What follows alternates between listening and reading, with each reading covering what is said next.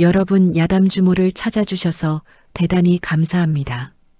지금부터 들려드릴 이야기는 실화입니다. 조선시대 경북 산골에서 실제로 기록된 이야기죠.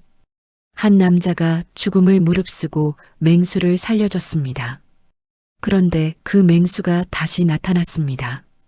마을 전체가 멸망 직전, 물도 없고 약도 없고 사람들이 하나둘 쓰러져 가던 그날, 산 너머에서 그 짐승이 돌아온 겁니다. 과연 그 짐승은 은혜를 갚으러 온 걸까요? 아니면 복수를 하러 온 걸까요? 오늘은 조선의 야담 중에서도 가장 가슴 뭉클한 이야기, 은혜 갚은 호랑이를 들려드리겠습니다.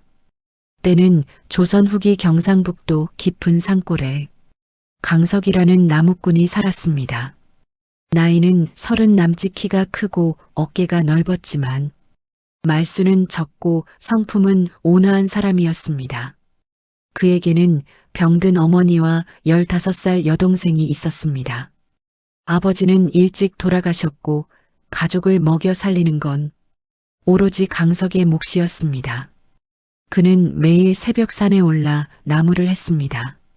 무거운 나무를 지고 산길을 내려와 장에 내다 팔면 그게 하루 생계였습니다. 힘들었지만 그는 불평하지 않았습니다. 오히려 산을 오르며 이렇게 말하곤 했습니다. 사람이든 짐승이든 함부로 해치면 안 된다. 산은 모두의 것이니까. 그렇습니다. 그는 나무를 벨 때도 필요한 만큼만 베었고 산짐승을 만나도 피해 다니며 해치지 않았습니다. 마을 사람들은 그런 강석을 보며 이렇게 말했습니다. 저 사람은 마음씨가 곱네. 저런 사람에게는 산신님도 복을 주실 게야. 그런데 정말로 그날이 왔습니다.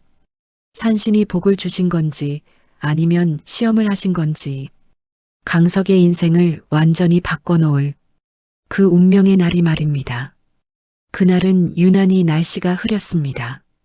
하늘은 잿빛이었고 산속 공기는 무겁게 가라앉아 있었습니다. 강석은 평소보다 더 깊은 산속으로 나무를 하러 올라갔습니다. 그런데 산 중턱을 지나던 중 낙엽 사이에서 이상한 소리가 들렸습니다. 으르렁, 흐. 처음엔 바람 소리인 줄 알았습니다. 하지만 점점 가까워지자 그건 분명 짐승의 신음소리였습니다. 강석은 조심스럽게 발걸음을 옮겼습니다. 그리고 나무 사이로 몸을 숨기며 조용히 그쪽을 들여다봤습니다. 그 순간 강석의 온몸이 얼어붙었습니다. 낙엽 더미 위에 거대한 호랑이 한 마리가 쓰러져 있었던 겁니다. 금빛 줄무늬 털, 사람 손바닥만한 발톱. 보기만 해도 숨이 막히는 산중의 제왕. 하지만 그 호랑이는 지금 죽어가고 있었습니다. 옆구리에 굵은 화살이 깊이 박혀 있었습니다. 아마도 사냥꾼의 화살이었겠죠. 호랑이는 그 상처 때문에 숨조차 제대로 쉬지 못하고 있었습니다. 눈은 반쯤 감겼고 입에선 거친 숨소리만 흘러나왔습니다. 강석은 천천히 뒷걸음질 쳤습니다. 도망쳐야 한다. 이걸 건드렸다간 내가 죽는다. 저 짐승이 죽기 직전이라도 날 물어뜯을 힘은 남아있을 거야. 하지만 강석의 발이 멈췄습니다.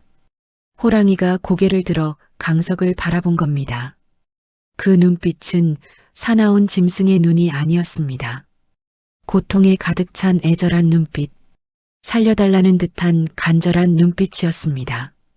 강석은 가슴이 먹먹해졌습니다. 이대로 가면 이 녀석은 죽는다. 아무도 돌보지 않으면 이 깊은 산속에서 홀로 죽어갈 거야. 그런데 나는 그냥 지나칠 수 있을까? 강석은 깊은 숨을 들이쉬었습니다. 그리고 천천히, 아주 천천히 호랑이에게 다가갔습니다. 한 걸음, 두 걸음. 다만 흐릿한 눈으로 강석을 지켜볼 뿐이었습니다. 가만히 있거라. 나는 너를 해치려는 게 아니다. 살려주려고 하는 거니까 나도 해치지 마라. 제발. 신기한 일이었습니다. 호랑이는 마치 사람 말을 알아듣는 것처럼 몸을 낮추고 가만히 있었습니다. 강석은 떨리는 손을 뻗어 호랑이의 옆구리를 살폈습니다. 화살은 깊이 박혀 있었고 피는 계속 흘러나왔습니다. 이대로 두면 죽는다. 강석은 결심했습니다. 강석은 화살대를 단단히 잡고 힘껏 당겼습니다. 호랑이가 고통스러운 신음을 냈지만 강석을 물지 않았습니다. 대신 땅을 핥히며 고통을 참아냈습니다. 화살이 뽑혔습니다. 강석은 재빨리 자신의 적삼을 찢어 상처를 감쌌습니다. 그리고 주변에 있던 약초를 뜯어와 상처에 발랐습니다. 편백나무 껍질, 쑥잎. 이 정도면 괜찮을 거야. 일단 피는 멈춰야 해. 강석은 2시간 동안 호랑이를 돌봤습니다. 상처를 씻기고 붕대를 감고 물을 떠다가 호랑이의 입에 적셔줬습니다. 호랑이는 고개를 들어 강석을 바라봤습니다. 그 눈빛엔 이제 적대감이 없었습니다. 대신 묘한 신뢰가 깃들어 있었습니다. 강석은 그날 밤 산속에서 호랑이와 함께 지냈습니다. 추운 밤이었지만 그는 자신의 도롱이를 호랑이에게 덮어주고 나뭇가지를 모아 불을 피웠습니다. 그리고 다음 날 강석은 마을로 내려가 음식을 구해왔습니다. 고기와 물, 호랑이는 천천히 먹었습니다. 사흘째 되는 날 호랑이는 스스로 일어섰습니다. 그리고 강석을 한참 동안 바라보더니 천천히 산속 깊은 곳으로 사라졌습니다. 잘 가거라. 다시는 화살 맞지 말고 건강하게 살아라. 강석이 호랑이를 떠나보낸 지 보름쯤 지났을 때였습니다. 마을에 이상한 기운이 돌기 시작했습니다. 먼저 역병이 퍼졌습니다.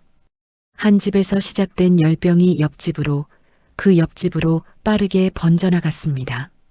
아이고, 우리 집 영감도 쓰러졌네. 이러다 마을이 통째로 없어지겠구먼.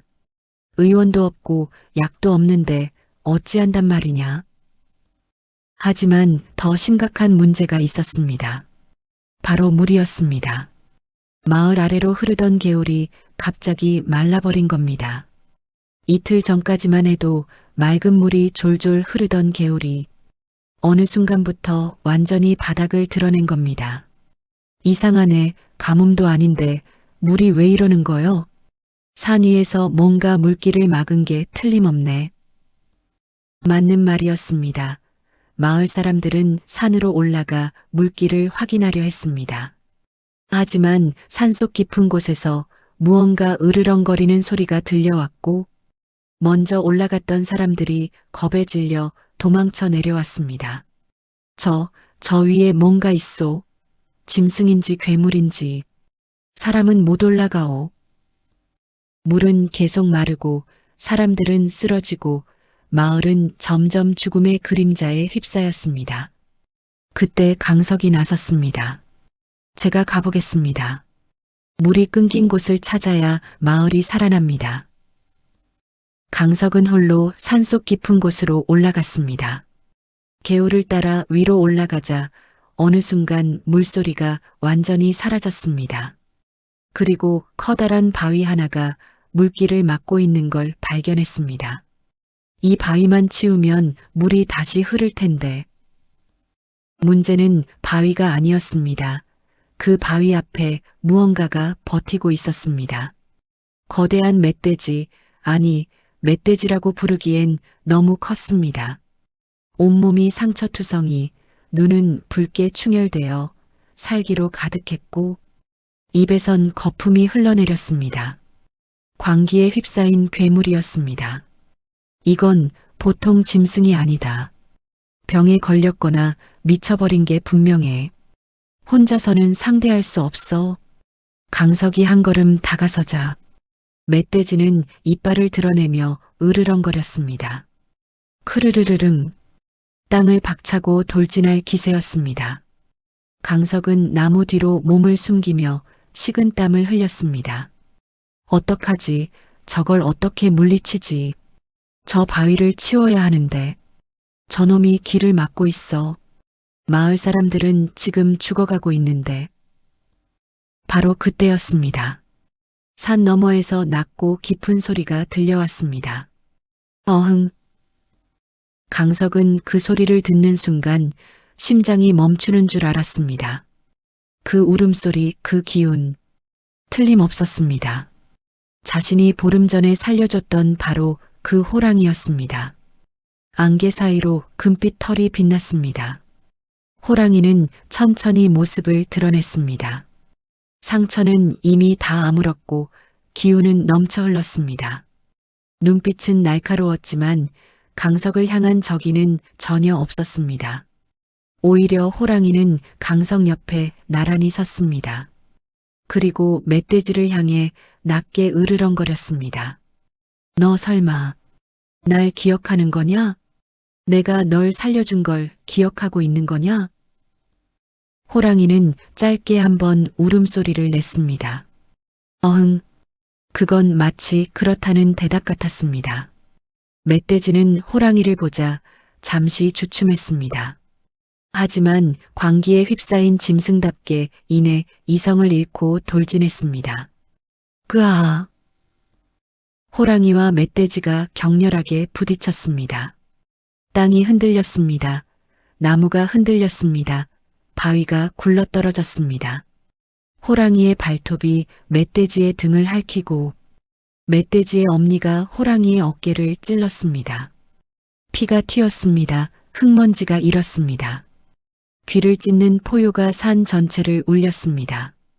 싸움은 10분 가까이 이어졌습니다. 하지만 호랑이는 산중의 제왕이었습니다. 결국 마지막 한 방. 호랑이는 멧돼지의 목덜미를 물고 단단히 눌렀습니다. 멧돼지는 몸부림치다가 결국 쓰러졌습니다. 그리고 더 이상 일어나지 못했습니다. 호랑이는 천천히 강석에게 다가왔습니다. 온몸이 상처투성이었습니다. 하지만 눈빛만은 여전히 또렷했습니다. 호랑이는 강석을 바라보며 조용히 숨을 고르고 있었습니다. 고맙다, 정말 고맙다. 내가 날 기억해줘서, 이렇게 도와줘서, 너 때문에 우리 마을이 살 수 있겠구나. 호랑이는 강석의 손을 핥았습니다. 그리고 다시 바위 쪽으로 걸어갔습니다. 호랑이는 거대한 바위 앞에 섰습니다. 그리고 자신의 몸 전체로 바위를 밀기 시작했습니다. 강석도 함께 힘을 보탰습니다. 으윽, 어흥. 사람과 짐승이 하나가 되어 바위를 밀었습니다. 조금씩 조금씩 바위가 움직였습니다. 그리고 마침내 바위가 굴러떨어졌습니다. 막혀있던 물줄기가 폭포처럼 쏟아져 내렸습니다. 차갑고 맑은 물이 산을 따라 계곡을 따라 마을로 흘러갔습니다. 물이다. 물이 돌아왔다. 마을이 살았어. 우리 마을이 살았다고. 강석은 호랑이를 껴안으려 했습니다. 하지만 호랑이는 천천히 물러섰습니다. 그리고 강석을 한참 동안 조용히 바라봤습니다. 그 눈빛엔 작별의 의미가 담겨 있었습니다. 가는구나, 이제 가는구나. 잘 가라, 건강해라. 너를 평생 잊지 않을게. 호랑이는 고개를 한번 끄덕이더니 천천히 산속으로 사라졌습니다.